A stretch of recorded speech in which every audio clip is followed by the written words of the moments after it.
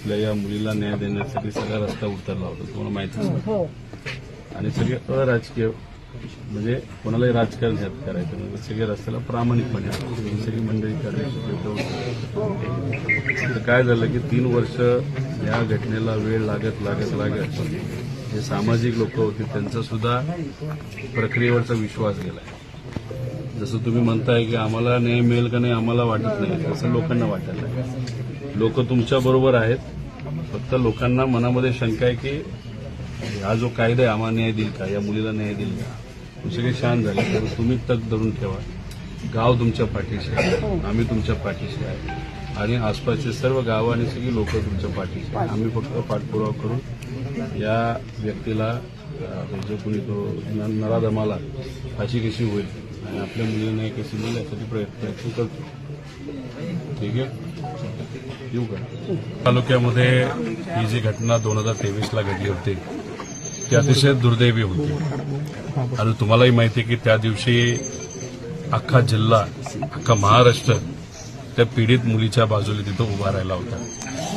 पीडित मुलीचं वय 7 असेल, तिच्यावर अत्याचार झाला. अत्याचार करणारा 18 ते 19 वर्षाचा त्यावेळेस होता आणि मग त्यानंतर तिला अक्षरशः ठेचून तिला तिथं मारण्यात आलं. नसरापूरला जी घटना काही दिवसांपूर्वी 3 वर्षाच्या मुलीवर घडली ती अशीच काहीतरी तिथं घडली होती. खरं तर ही घटना घडून 3 वर्ष झाले. त्यावेळेस सुद्धा तुमच्या सगळ्यांच्या म्हणजे मीडिया असेल, इथल्या लोकांच्या प्रयत्नांमुळे, सामाजिक कार्यकर्त्यांच्या प्रयत्नांमुळे त्यावेळेस फास्ट ट्रॅक कोर्ट हे लावण्यात आलं होतं. सगळीकडे चर्चा फास्ट ट्रॅक कोर्टचीच आहे.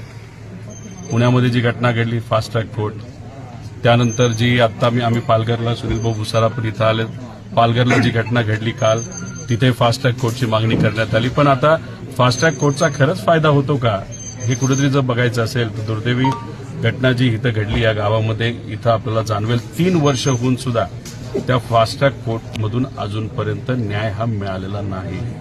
त्याच्याचबरोबर ज्या लोकांनी साक्ष दिली होती, जी काही त्यातली लहान मुलं होती, आज कुठेतरी कदाचित त्यांना घाबरवलं जातंय का काय वेगळं कारण हे आपल्याला सांगता येत नाही. जे इथं राहत होते ते आता इथं न राहता स्थलांतर झालेले आहेत. मग कुठेतरी इथे असणाऱ्या त्या मुलीच्या आईला, वडिलाला, आजीला भीती वाटते की त्या मुलीला न्याय मिळेल का.